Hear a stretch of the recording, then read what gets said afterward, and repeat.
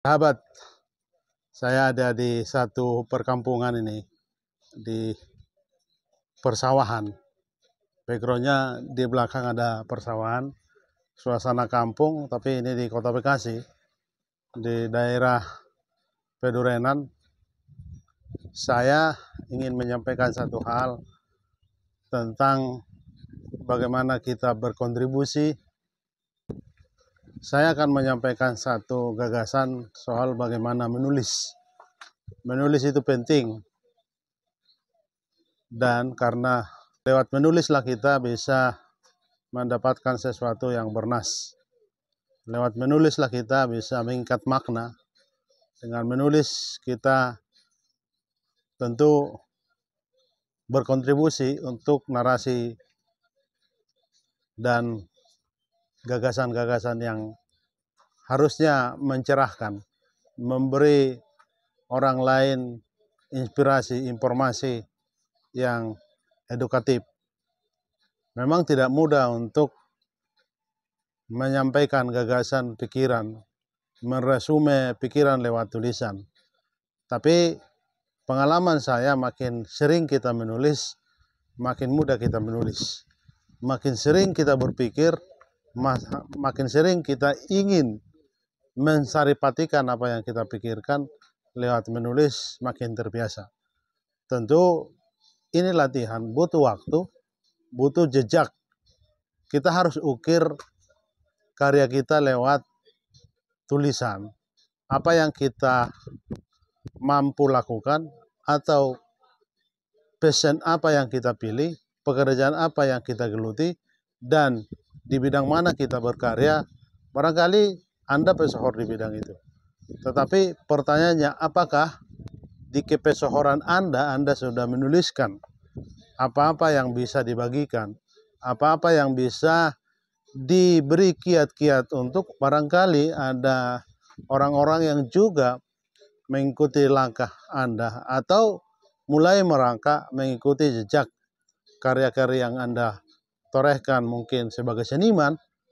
Bagaimana Anda menarasikan apa yang Anda alami dan apa yang Anda buatkan, dan apa pendapat Anda soal dunia lingkungan Anda. Ini penting. Jadi menulis bagian dari panggilan jiwa yang harus kita terus lakukan. Jadi saat ini kita bergumul bahwa era kita ini, teknologi informasi yang sangat masif ini, ternyata juga kita bergumul bagaimana kita juga berlomba-lomba untuk menyampaikan gagasan-gagasan yang bagus, gagasan-gagasan yang baik, untuk kita boleh sampaikan pada orang lain lewat tulisan kita, lewat narasi-narasi yang kita bisa sampaikan.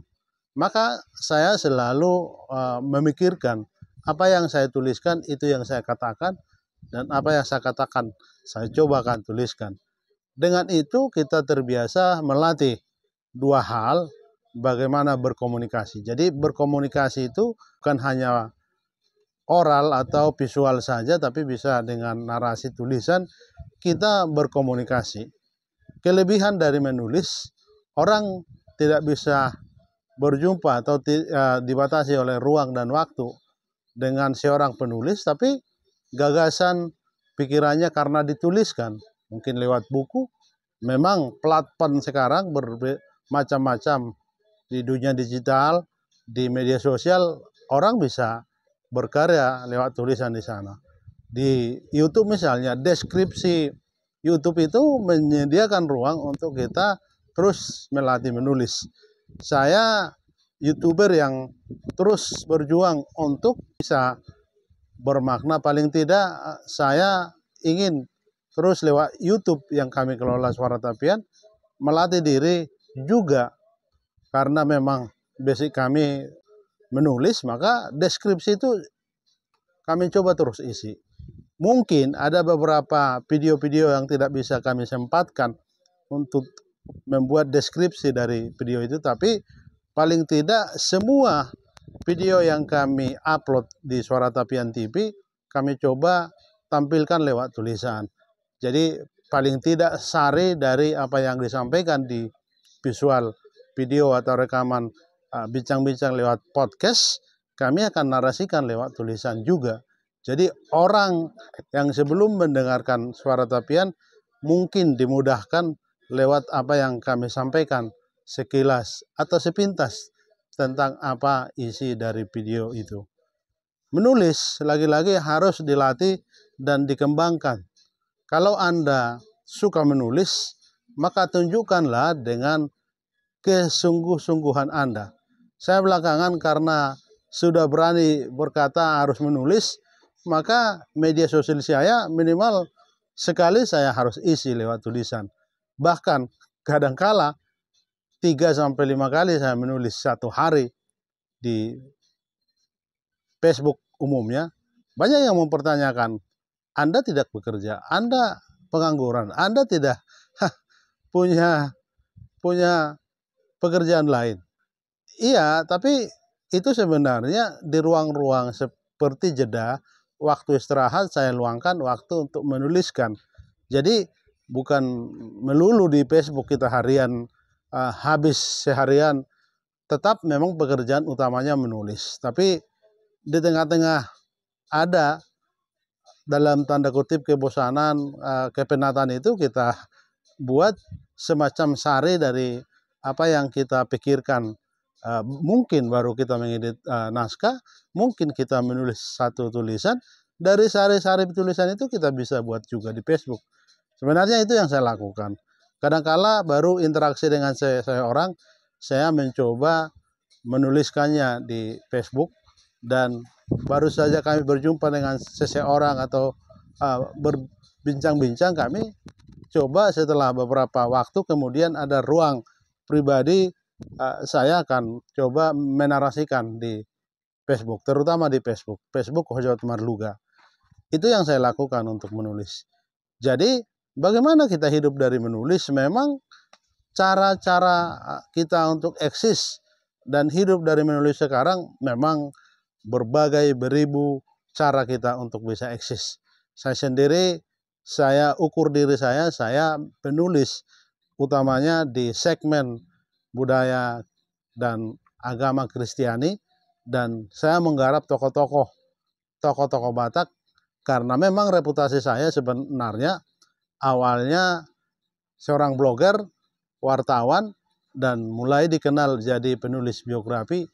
Memang tidak banyak, tapi sudah belasan lah, lebih dari 10, hampir 20-an buku biografi yang saya pernah garap lewat kerjasama, lewat sendiri menulis, lalu ada hanya editornya.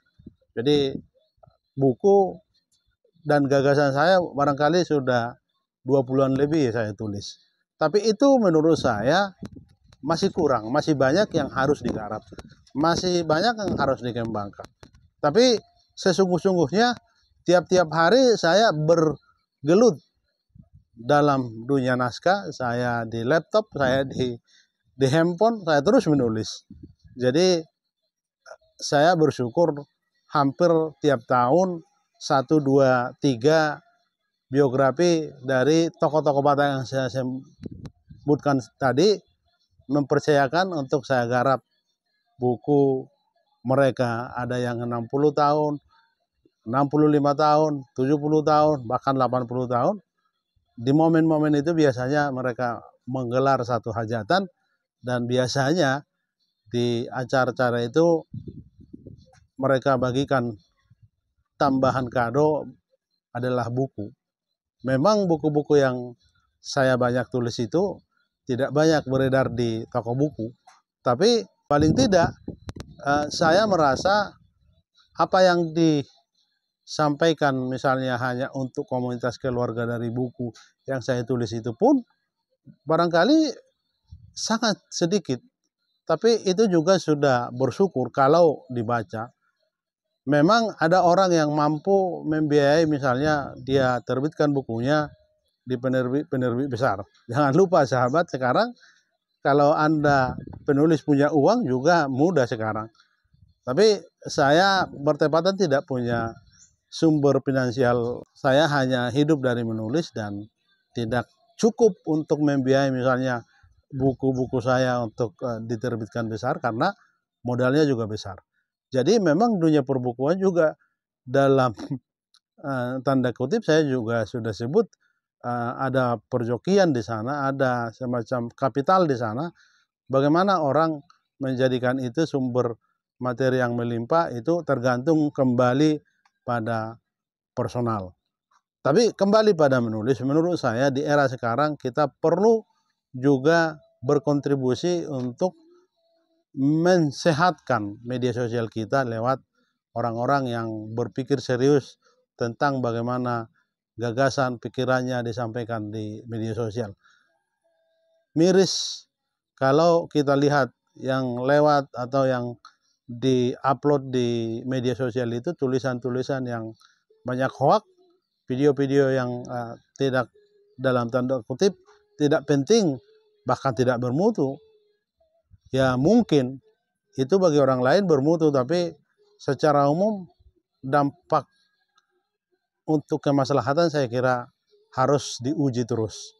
Maka orang-orang yang serius, orang-orang yang punya tanggung jawab moral, saya kira harus berkontribusi jadi penulis. Jadi penulis itu hanya kita sadar kita punya kemampuan dan dilatih, dan dengan kemampuan itu kita pelan-pelan akan bisa mensarikan. Mungkin jangan panjang-panjang, mungkin hanya berapa paragraf saja, bahkan hanya beberapa kalimat aja, itu kan sudah bisa diupload di beranda maya Anda atau di beranda media sosial Anda. Tidak penting-penting sebenarnya panjang, tapi kalau memang harus butuh narasi panjang untuk menjelaskan satu hal, bisa-bisa saja. Tapi lagi-lagi saya merasa juga terlalu panjang juga, apalagi tulisan narasi yang kita sampaikan tidak membuat orang mudah membaca tulisan kita, akan membosankan. Saya lagi-lagi belum sastrawan, tapi saya rindu, saya selalu membaca tokoh-tokoh sastra, bagaimana mereka menulis, bagaimana mereka terus aktif dalam tulisan agar mereka menemukan kata-kata yang sangat kuat, sangat dalam ketika menarasikan satu kalimat. Dari kata-kata yang kuat itu mereka bisa kelihatan kemampuan sastranya, kemampuan dari pembendaharaan katanya, dan disitulah kekuatan menulis menurut saya. Jadi lagi-lagi sahabat, maka sangat penting kita mengukir jejak kita, mengukir reputasi kita lewat tulisan. Karena dengan tulisan kita bukan hanya terlihat cendekia, tapi memang benar-benar kita berkontribusi untuk pikiran, gagasan, kemaslahatan. Kira itu yang mau saya sampaikan di alam persawahan di Kampung Pedurenan. Terima kasih.